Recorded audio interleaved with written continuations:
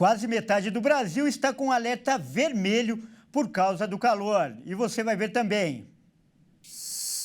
Parte da barragem da Vale em Mariana é interditada e moradores são recomendados a deixar o local.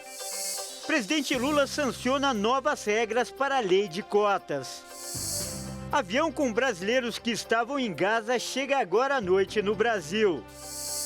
Depois de 31 rodadas, Brasileirão tem um novo líder.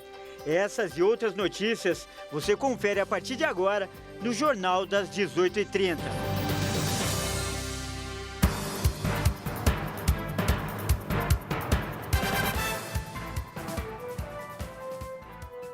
Olá, muito boa noite. São 18 horas e 33 minutos pelo horário de Brasília. Eu sou o Kleber Werneck e a partir de agora você acompanha comigo as notícias do Brasil e do mundo desta segunda-feira. Olha só, o Instituto Nacional de Meteorologia estendeu para 14 estados e também o Distrito Federal o alerta vermelho de calor. Com isso, quase metade do Brasil está em situação de grande perigo. Os alertas se concentram nas regiões centro-oeste e sudeste, mas também alcançam estados do norte e do sul do país, onde as temperaturas devem ficar pelo menos 5 graus Celsius acima da média. Distrito Federal, Goiás, Mato Grosso do Sul, Minas Gerais, Rondônia e São Paulo estão sob vigilância de grande perigo. Os alertas dessa natureza só são emitidos quando se espera um fenômeno meteorológico de intensidade excepcional, com grande probabilidade de ocorrência de grandes danos e acidentes, com riscos para a integridade física ou mesmo a vida humana. No domingo, os termômetros chegaram a bater 41,8 graus Celsius em Três Lagoas, no Mato Grosso do Sul, 41 graus em Registro, São Paulo e Xerém, no Rio de Janeiro. O INMET recomenda ainda que durante esses dias de altas temperaturas, as pessoas bebam bastante água, evitem atividades físicas e exposição ao sol em horários mais quentes do dia, além de fazerem uso de hidratantes para a pele e umidificadores de ar para o ambiente. Olha só, por falar em calor, o Rio de Janeiro registrou a temperatura mais alta do ano neste domingo. Quem traz mais informações é o repórter Anderson Nascimento. É isso mesmo, Kleber. A cidade maravilhosa bateu recorde de temperatura em 2023. À tarde de ontem, no bairro de Irajá, na zona norte da capital fluminense, o termômetro registrou 42 graus e meio de temperatura, com sensação térmica ultrapassando os 50 graus. O forte calor lotou as praias e o número de afogamentos foi alto. Segundo o Corpo de Bombeiros, foram realizados 1.430 resgates em todo o litoral do estado neste final de semana. Copacabana e Barra da Tijuca lideraram com o maior número de acionamentos. Imagens feitas nas praias mostram os helicópteros e a circulação de guarda-vidas acompanhando o fluxo de banhistas. Segundo o Alerta Rio, sistema da Prefeitura, na manhã desta segunda-feira, a sensação térmica ultrapassou os 52 graus na Zona Oeste e o calor deve continuar forte até a próxima quarta-feira. Bom, é melhor se hidratar bebendo muita água para aguentar esse calorão, Kleber. É isso aí, como o Anderson acabou de mostrar aí, o clima tem afetado a vida de muita gente nos últimos dias. Então, para falar mais sobre esse assunto, nós vamos conversar agora com uma especialista. Olha só, nossa convidada é a meteorologista Josélia Pegorim, do Clima Tempo. Boa noite, Josélia, seja muito bem-vinda. Boa noite, Kleber. Boa noite a todos. Olha só, Josélia, primeiro eu peço que você explique esse fenômeno. Qual o motivo e também as características desse calor tão intenso nessa época do ano? Então, vamos lá.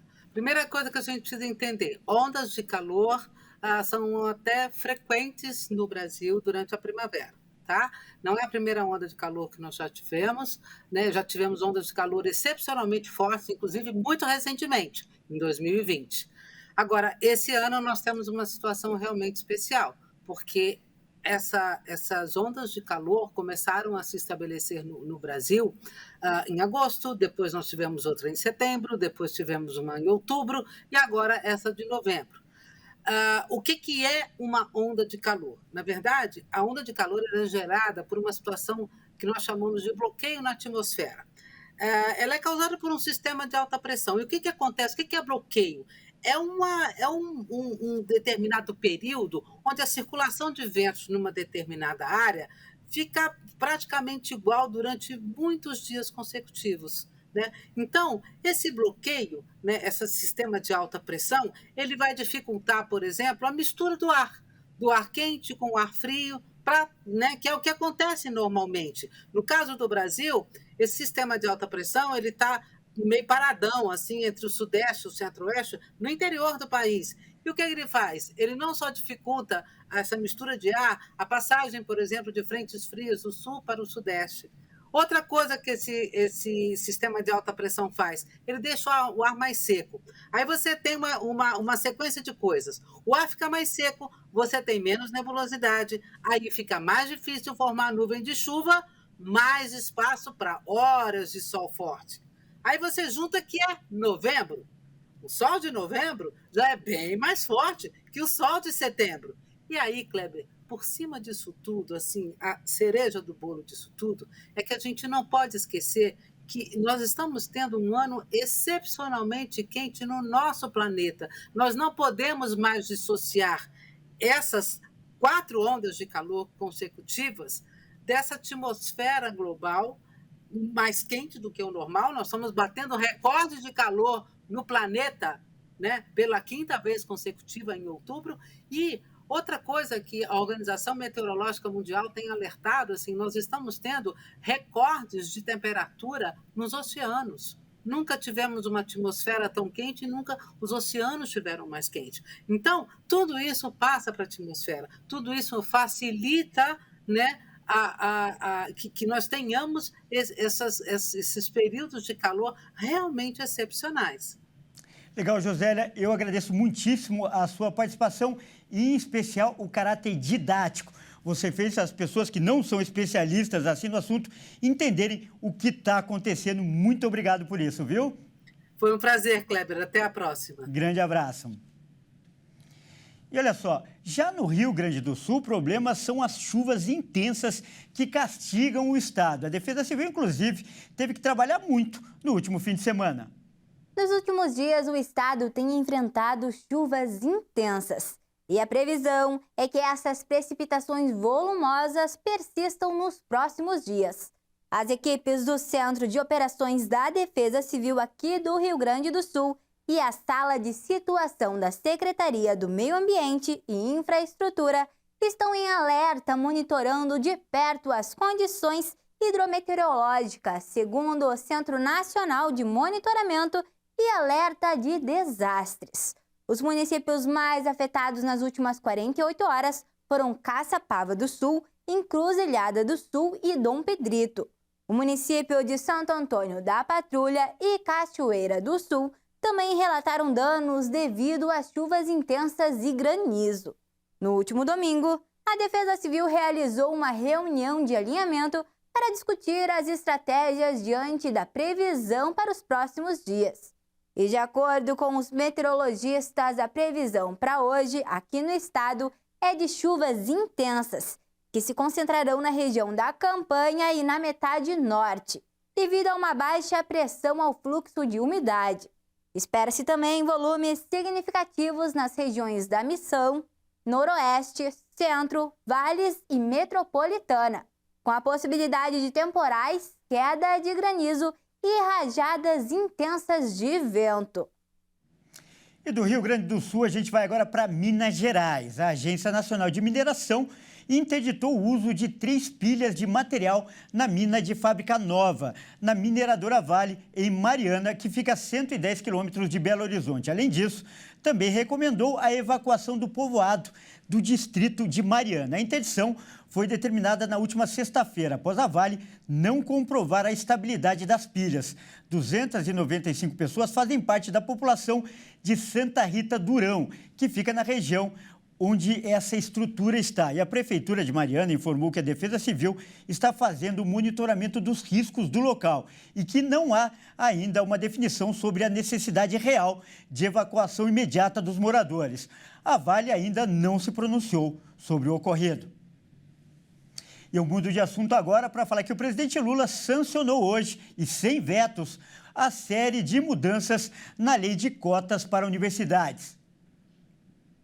Aprovado determina que 50% das vagas de ingresso nos cursos de graduação sejam reservadas para estudantes com renda familiar igual ou menor a um salário mínimo, a inclusão de quilombolas na reserva de vagas e as políticas de inclusão em programas de pós-graduação de pretos, pardos, indígenas e quilombolas e pessoas com deficiência. O texto aprovado pelo Congresso prevê que, caso as vagas estabelecidas nas subcotas não sejam preenchidas, a prioridade será de outras subcotas e só depois para estudantes de escolas públicas de modo geral. O programa deverá ser avaliado a cada 10 anos com ciclos anuais de monitoramento. Em 2012, a lei instituiu ainda outras 2 subcotas para estudantes de baixa renda e pretos, pardos, indígenas e pessoas com deficiência. De acordo com o governo, as regras já serão aplicadas na próxima edição do Sistema de Seleção Unificada, o SISU, em janeiro de 2024, com base nas notas do Exame Nacional do Ensino Médio realizadas neste mês. A revisão da legislação estava prevista para ser realizada em 2022, mas a Câmara e o Senado só aprovaram o novo texto nesse ano. E a gente continua falando de educação. Começaram hoje as inscrições para quem pretende fazer o Enem em dezembro. Veja agora com a repórter Maria Clara Leite, no nosso Giro de Repórteres, quem vai fazer ou quem pode fazer a reaplicação da prova. Podem se inscrever aqueles estudantes que foram prejudicados pela marcação do exame a mais de 30 quilômetros de onde moram. A gente lembra aqui que logo que os locais de prova foram divulgados, muita gente reclamou.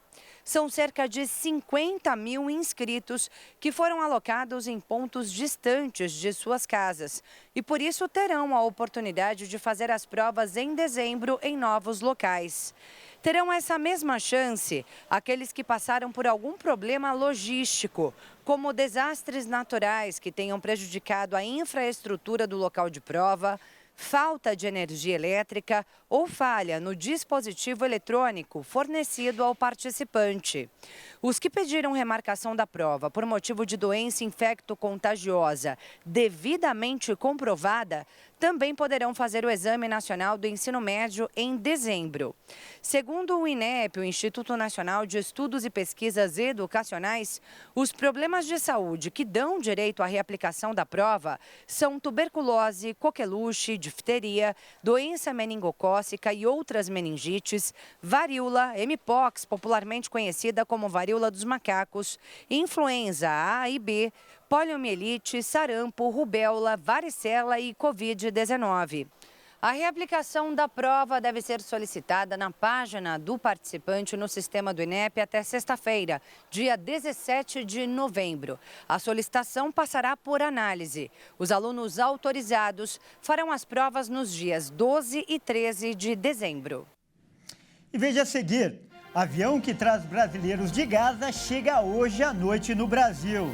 E ainda, Campeonato Brasileiro tem novo líder após 32 rodadas. Nós voltamos já.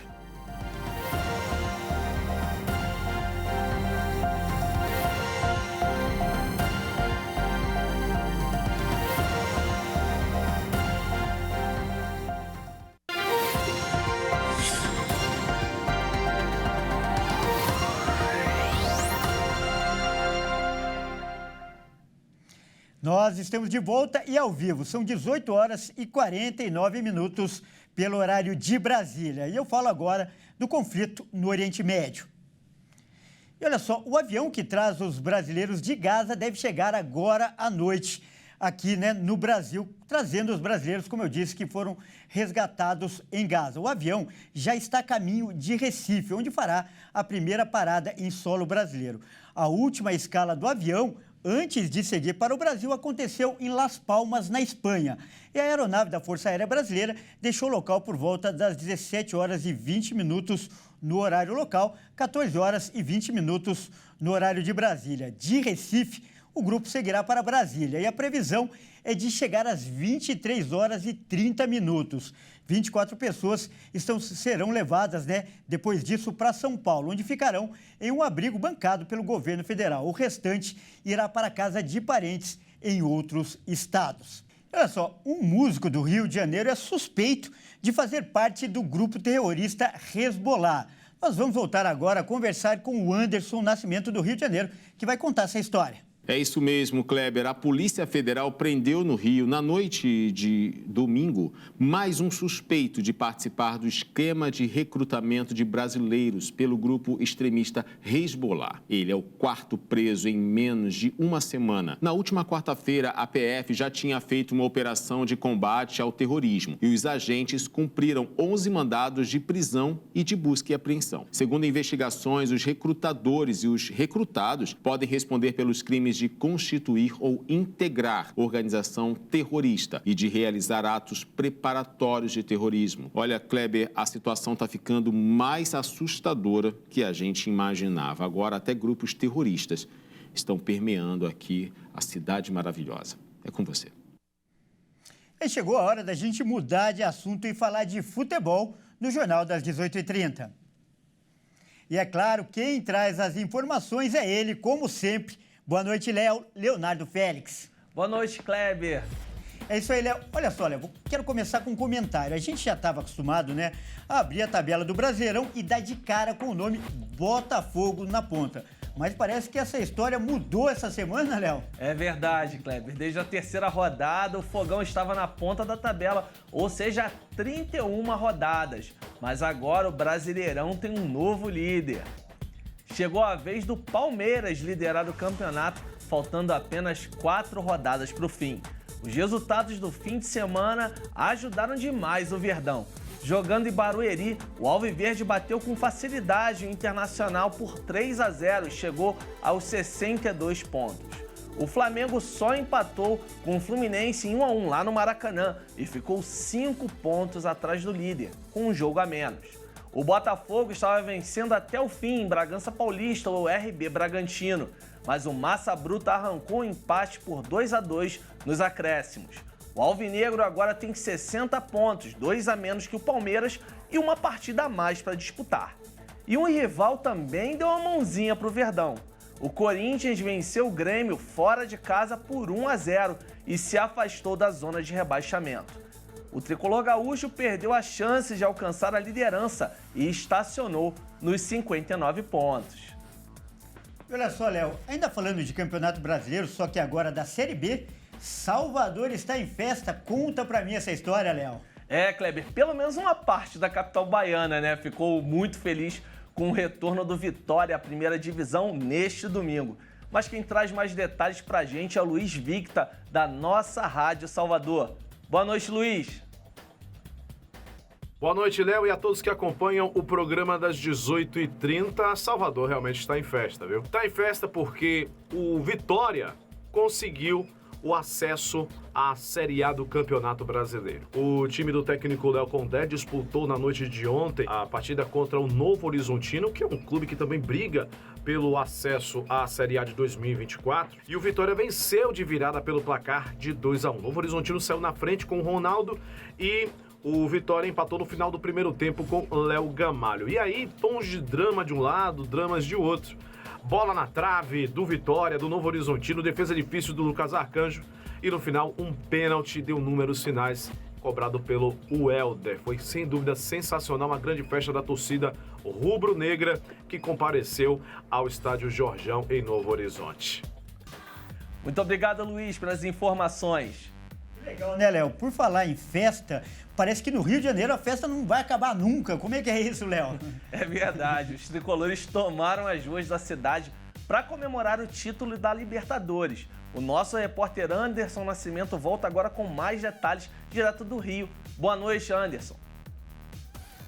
É isso, Léo. A torcida do Fluminense fez uma grande festa no centro do Rio para comemorar o título da primeira Libertadores da América. A comemoração, que ocorreu ontem, uma semana após a conquistada do título, contou com mais de 200 mil torcedores que começaram a se concentrar na Avenida 8 de Março, às 7 horas da manhã. A festa aconteceu entre 9 e ao meio-dia. O evento foi realizado de forma pacífica e não foram registradas grandes confusões. Graças a Deus, que foi um evento esportivo envolvendo futebol que não teve conflito. É com você, Léo. Muito obrigado, Anderson, pelas informações. É isso aí, eu fico por aqui. Boa noite a todos. É com você, Kleber. É isso aí, Léo. Eu vou agradecer também seu giro pelo país, né? Foi de São Paulo para Bahia, depois voltou para o Rio de Janeiro. Muito obrigado pela sua participação, Léo. Afinal de contas, futebol é uma paixão nacional, não é verdade? Paixão nacional. E aqui a gente traz para todas as torcidas. Grande abraço. Para você também. Boa noite. É isso aí. E essa edição fica por aqui. Eu agradeço demais pela sua companhia e convido a continuar ligado em nossa programação. Até mais!